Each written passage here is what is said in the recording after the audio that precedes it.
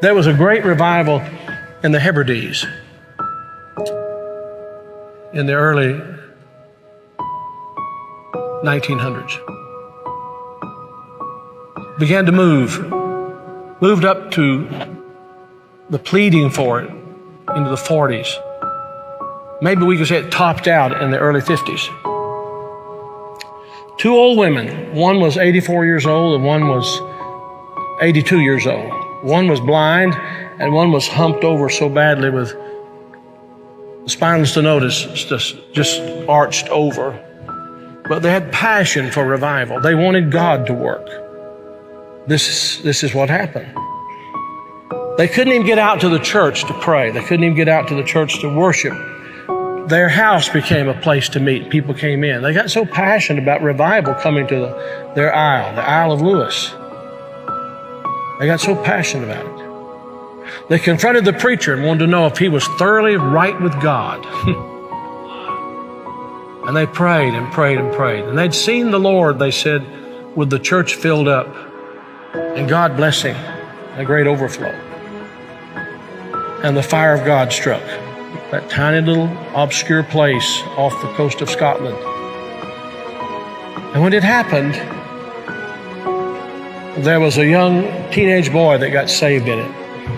His name was Donald. And the preacher became so dependent upon Donald and so close to Donald, he would ask him to lead in public prayers and help him with the meetings, and he did. Oh, how God worked. People began to hear about it, and the revival fire spread. It spread. And God blessed in a great way. Those two old women, the kind of people don't want in a church anymore. And from that same island, there was a young girl who was a cousin to Donald Smith, who immigrated to America. Her name was Marianne Smith McLeod. She came to America and in 1936.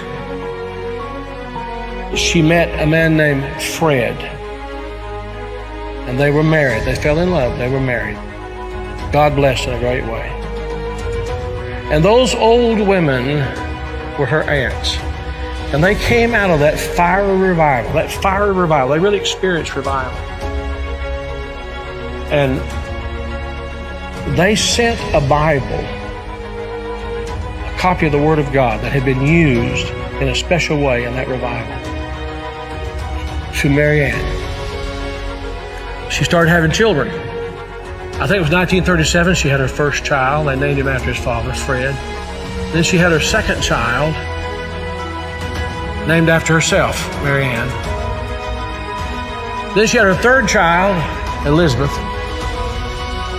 Then she had her fourth child. And she was so impacted by this teenage boy God had used in that revival of the Hebrides. She named him Donald. And she gave him that Bible, that Hebrides Revival Bible. He was born in 1946. He's now the 45th President of the United States. And that Revival Bible is in the Oval Office. I'm saying to you, I don't know how, why, I don't know how it all comes together.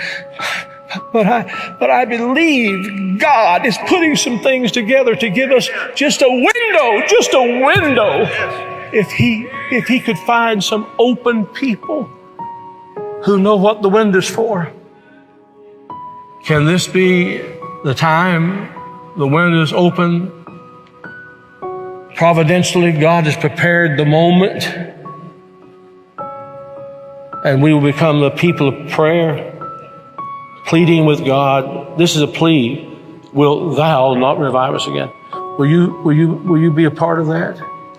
Will you?